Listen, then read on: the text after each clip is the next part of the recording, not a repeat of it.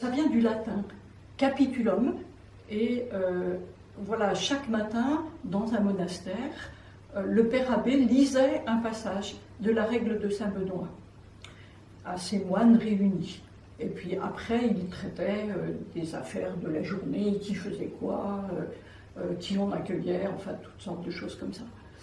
Et donc, voilà, dans la vie religieuse apostolique, on ne fait pas un chapitre tous les jours, parce qu'on n'est pas tous ensemble, on va qu'à des activités différentes.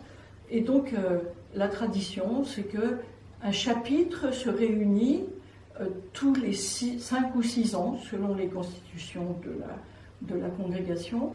Alors, un chapitre, ça sert à 2 choses, essentiellement.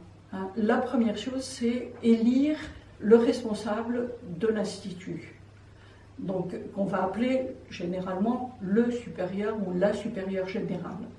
Alors celui-ci reçoit son autorité justement du chapitre. Il n'est pas seul maître après Dieu dans sa congrégation, il est élu par un chapitre et il va rendre compte de sa gestion, de la manière dont il a mené l'institut pendant les 5 ou 6 ans où il a été en charge. Voilà. Et donc, la deuxième chose, effectivement, c'est qu'à l'occasion du chapitre, on va traiter des questions qui se posent à la congrégation, et donc, notamment des orientations apostoliques, qu'est-ce qu'on souhaite faire, comment on souhaite être présent pour annoncer l'Évangile dans le monde tel qu'il est à ce jour.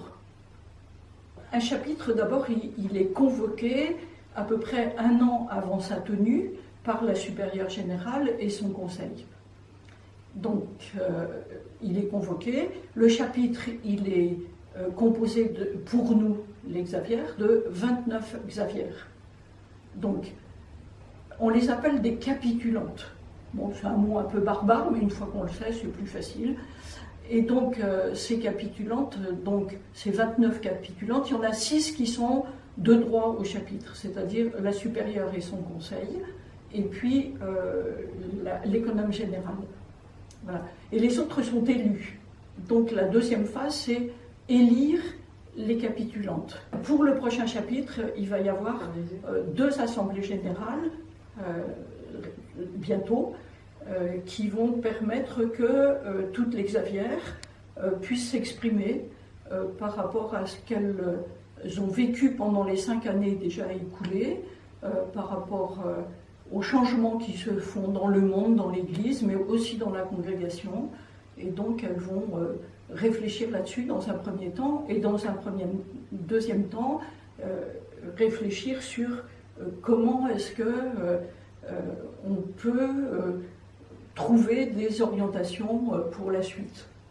Voilà. Et ce travail-là sera remis alors à l'ensemble des capitulantes, donc de celles qui ont été élues, et feront le matériau de démarrage du chapitre. Le chapitre se déroule en plusieurs temps. Alors, le premier temps, c'est une retraite spirituelle. Voilà, donc toutes les capitulantes se retrouvent, pour nous c'est à la Pourac, pour une retraite, tout ensemble.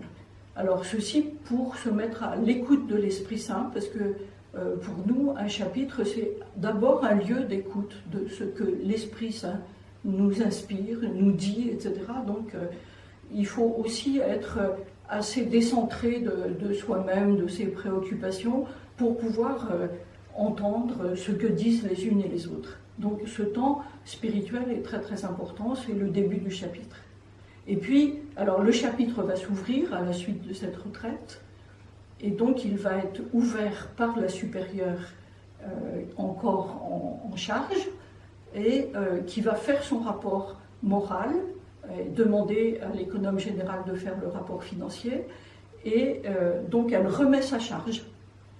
Et on va procéder ensuite alors à l'élection d'une nouvelle supérieure générale. Voilà, cette élection va se faire en présence de l'évêque du lieu ou de son délégué.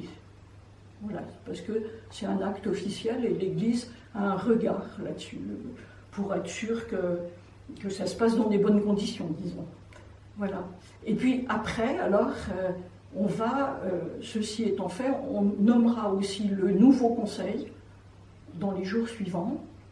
Mais déjà, le chapitre commence et donc on va passer 10 à 15 jours à traiter des affaires de la congrégation.